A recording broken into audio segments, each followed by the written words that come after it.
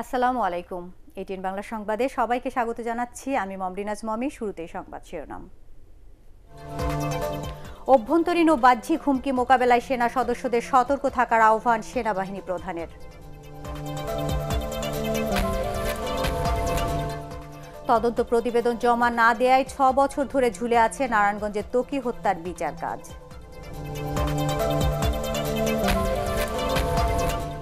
এবং যশোর উদীচী হত্যাকাণ্ডের ২০ বছর আজ বিচার না হওয়ায় ক্ষুব্ধ সংস্কৃতি কর্মীরা।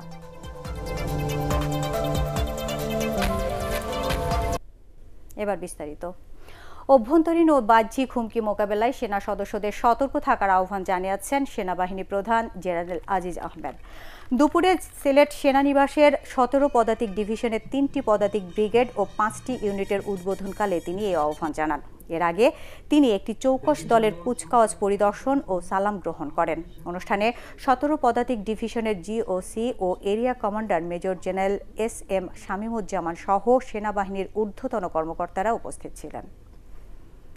জাতিসংঘ শান্তি রক্ষা মিশন সমূহে বাংলাদেশ সেনাবাহিনী যুব উপযোগী আধুনিক সরঞ্জামাদি মোতায়েনের মাধ্যমে জাতিসংঘ এবং বিশ্ববাসী আস্থা অর্জনে আমরা সক্ষম হয়েছি। বাংলাদেশ সেনাবাহিনী পবিত্র সংবিধান এবং দেশভক্তিকার সার্বভৌমত্ব রক্ষা করার জন্য আপনাদের ঐক্যবদ্ধ থেকে আভ্যন্তরীণ কিংবা বাহ্যিক যে কোনো হুমকি মোকাবেলায় সদা প্রস্তুত থাকতে হবে। নির্বাচন পরিচালনার ক্ষেত্রে কোনো রকমের শৈথিল্য ও পক্ষপাতিত্ব মেনে নেওয়া হবে না বলে জানিয়েছেন নির্বাচন কমিশনার শাহাদাত হোসেন চৌধুরী। উপজেলা নির্বাচনকে সামনে রেখে সুনামগঞ্জে জেলা প্রশাসকের সম্মেলন কক্ষে বিশেষ আইন শৃঙ্খলা সভায় তিনি একথা জানান। নির্বাচন কমিশন আইনানুগ নির্বাচন করতে দৃঢ় প্রতিজ্ঞ বলেও মন্তব্য করেন নির্বাচন কমিশনার। জেলা প্রশাসক মোহাম্মদ আবদুল্লাহ আহাদ, পুলিশ সুপার বরকতুল্লাহ খান, বিজিবির ২৮ রাইফেল ব্যাটালিয়নের অধিনায়ক লেফটেন্যান্ট কর্নেল মাকসুদুল হক ও জেলা নির্বাচন কর্মকর্তা মুরাদউদ্দিন হাওলাদার সভায় উপস্থিত ছিলেন। নির্বাচনে নিরপেক্ষ ভোট গ্রহণের জন্য সব ধরনের প্রস্তুতি নেওয়া হয়েছে বলে জানিয়েছেন নির্বাচন কমিশনার রফিকুল ইসলাম। রাজশাহীতে আসন্ন উপজেলা নির্বাচন নিয়ে আইন শৃঙ্খলা সংক্রান্ত বিশেষ সভায় তিনি একথা জানান। এ সময় তিনি বলেন, যার ভোট সে দিবে, যাকে খুশি তাকে দেবে। এটা নিশ্চিত করতে নির্বাচন কমিশন সহ আইন শৃঙ্খলা বাহিনী। রাজশাহী বিভাগীয় কমিশনার নুরিউর রহমান, জেলা প্রশাসক SM আব্দুল কাদের ও পুলিশ সুপার মোহাম্মদ শহীদুল্লাহ সহ নির্বাচন অফিসের কর্মকর্তারা সভায় উপস্থিত ছিলেন। যশোর উদীচী হত্যাকাণ্ডের ২০ বছর আজ দীর্ঘ ২ দশকেও এর বিচার না হওয়ায় ক্ষুব্ধ ও হতাশ সংস্কৃতি কর্মীরা। ১৯৯৯ সালের ৬ মার্চ যশোরের টাউন হল ময়দানে উদীচী শিল্পী গোষ্ঠীর সম্মেলনের শেষ দিনে মঞ্চের পেছনে পরপর ২টি বোমার বিস্ফোরণ ঘটে। এতে ১০ জন নিহত ও ২ শতাধিক আহত হন। পঙ্গুত্ব বরণ করেন অনেকে। এ ঘটনায় ২টি মামলা হলেও সাক্ষ্য প্রমাণের অভাবে সব আসামি খালাস পেয়ে যায়। পরবর্তীতে রাষ্ট্রপক্ষ উচ্চ আদালতে আপিল করলে সব আসামিকে নিম্ন আদালতে আত্মসমর্পণের নির্দেশ দেওয়া হয়। কিন্তু এবারও সবাই আত্মসমর্পণ করে জামিন নেন। আসামিদের মধ্যে ৩ জন মারা গেছেন। বর্তমানে আসামি ২০ জন। দুঃখের বিষয়, এই ঘটনার ২০ বছর অতিক্রান্ত হলেও আজও পর্যন্ত এই হত্যাকাণ্ডের কোনো বিচার কোনো সরকারই করেনি। বেশ কয়েকটি সরকার পরিবর্তন হলো। মুক্তিযুদ্ধের পক্ষের, আমাদের মহান স্বাধীনতা যুদ্ধের পক্ষের সরকার বলে দাবি, তারাও এই বিচারের কিন্তু কোনো ব্যবস্থা করছেন না। আমরা আর কতকাল এই বিচার তাদের কাছে চাবো? এবারও তারা নির্বাচিত হলেন ৫ বছরের জন্য নিশ্চয়ই। তো সেই আমরা মনে করি যে এই ৫ বছরের মধ্যে আমরা এই বিচার পাবো। সোনালী আঁশের সোনার দেশ, জাতির পিতার বাংলাদেশ, এই প্রতিপাদ্য নিয়ে সারা দেশে পালিত হলো জাতীয় পাট দিবস। এ উপলক্ষে খুলনায় শহীদ হাদিস পার্ক থেকে র্যালি বের করে জেলা প্রশাসন। র্যালিটি বিভিন্ন সড়ক ঘুরে সার্কিট হাউসে গিয়ে শেষ হয়। পরে সেখানে আলোচনা সভায় BJMCর মহাব্যবস্থাপক গাজী শাহাদাত হোসেন, অতিরিক্ত জেলা প্রশাসক জিয়াউর রহমান ও পাট অধিদপ্তর খুলনার সহকারী পরিচালক সিরাজুল ইসলাম বক্তব্য রাখেন। অনুষ্ঠানে BJMCর বিভিন্ন পাটকল, জুট গুডস মার্চেন্ট অ্যাসোসিয়েশন, মহানগর পাট পণ্য ব্যবসায়ী কল্যাণ সমিতি ও চালকল মালিক সমিতির প্রতিনিধিরা অংশ নেন। র্যালি ও আলোচনা সভার মধ্য দিয়ে নওগাঁয় জাতীয় পাট দিবস পালিত হয়েছে। র্যালিটি জেলা স্কুল থেকে বের হয়ে শহরের বিভিন্ন সড়ক প্রদক্ষিণ করে কেডি সরকারি উচ্চ বিদ্যালয়ে গিয়ে শেষ হয়। র্যালি ও আলোচনা সভায় জেলা প্রশাসক মিজানুর রহমান সহ বিভিন্ন সরকারি দপ্তরের কর্মকর্তা ও বিদ্যালয়ের ছাত্রছাত্রীরা অংশ নেন। নড়াইলে পাট দিবস উপলক্ষে জেলা প্রশাসকের কার্যালয় প্রাঙ্গণ থেকে র্যালি বের হয়ে বিভিন্ন সড়ক ঘুরে পুনরায় একই স্থানে গিয়ে শেষ হয়। পরে জেলা প্রশাসকের সম্মেলন কক্ষে আলোচনা সভায় বক্তারা পাট শিল্পের পুনর্জীবন ও আধুনিকায়নের ধারা বেগবান করার পাশাপাশি এর বহুমুখী ব্যবহার নিশ্চিত করে হারানো ঐতিহ্য ফিরিয়ে আনার উপর গুরুত্ব আরোপ করেন। জামালপুরে জাতীয় পাট দিবস উপলক্ষে জেলা পাট ব্যবসায়ী সমিতির উদ্যোগে শহরের তমালতলা চত্বর থেকে বের হয় শোভাযাত্রা। শোভাযাত্রাটি শহরের বিভিন্ন সড়ক প্রদক্ষিণ করে জেলা শিল্পকলা একাডেমিতে গিয়ে শেষ হয়। পরে আলোচনা সভায় বক্তব্য রাখেন অতিরিক্ত জেলা ম্যাজিস্ট্রেট শফিকুল ইসলাম, অতিরিক্ত পুলিশ সুপার আব্দুল করিম ও জেলা পাট ব্যবসায়ী সমিতির সভাপতি হবিবুর রহমান হবি।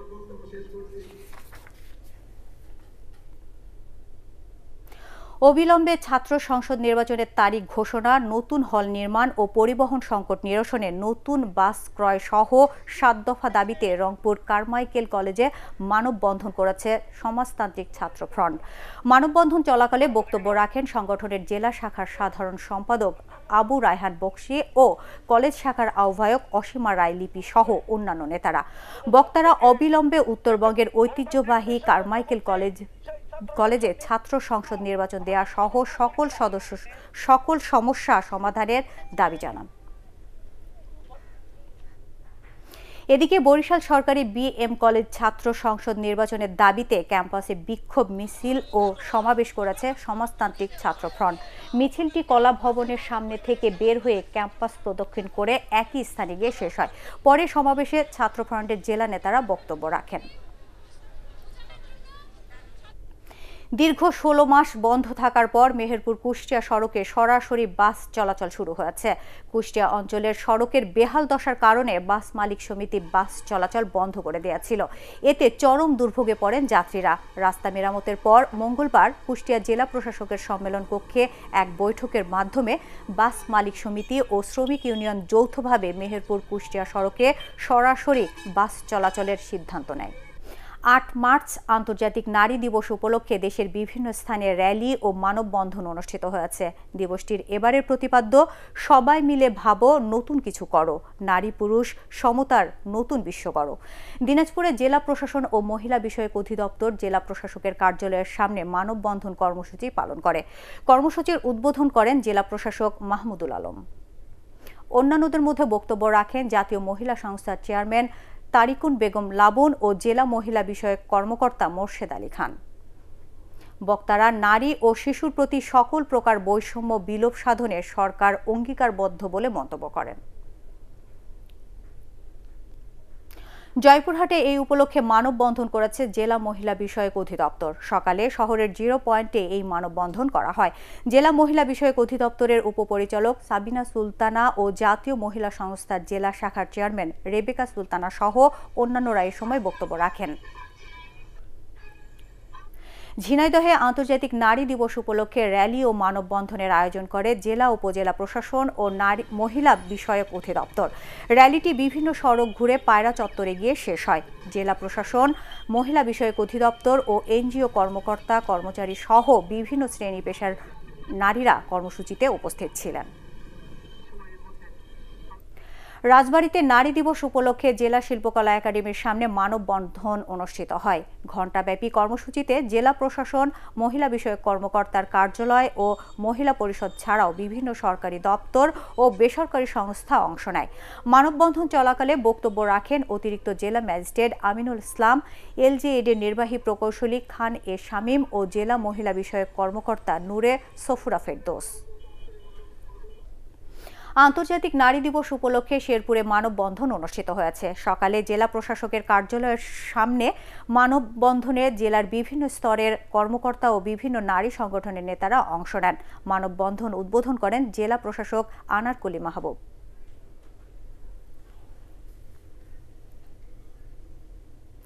অসময়ে বৃষ্টিতে নাটোর সহ দেশের বিভিন্ন স্থানে ইট ভাটা ও রবি শস্যের ব্যাপক ক্ষতি হয়েছে।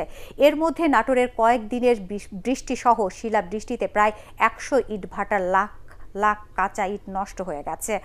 নাটোর জেলার ইটভাটা মালিক সমিতির নেতারা জানান তাদের অন্তত 10 কোটি টাকার ক্ষতি হয়েছে। এছাড়া বৃষ্টিতে ক্ষতির মুখে পড়েছেন চাষিরাও। মাঠে থাকা গম, মসুর, কালাই সহ রবি শস্য নিয়ে বিপাকে পড়েছেন তারা। নিরাপদ খাদ্য আইন বাস্তবায়নে জনসচেতনতা বাড়াতে বগুড়ায় র্যালি অনুষ্ঠিত হয়েছে। নিরাপদ খাদ্য কর্তৃপক্ষ ও বগুড়া জেলা প্রশাসন এর আয়োজন করে। র্যালিটি জেলা প্রশাসকের কার্যালয় থেকে বের হয়ে শহরের বিভিন্ন সড়ক প্রদক্ষিণ করে। অতিরিক্ত জেলা প্রশাসক রাহিলা রহমান, পুলিশ সুপার মকবুল হোসেন, বগুড়া পৌর mayor advocate AKM Mahbubur Rahman র্যালিতে উপস্থিত ছিলেন। দর্শক, পরবর্তী সংবাদ দেখার আমন্ত্রণ জানিয়ে এখনকার মতো শেষ করছি। ATN বাংলা সংবাদ ইউটিউবে দেখতে ব্রাউজ করুন www.youtube.com/ATN Tube News। সাবস্ক্রাইব করে ATN বাংলার সাথেই থাকুন।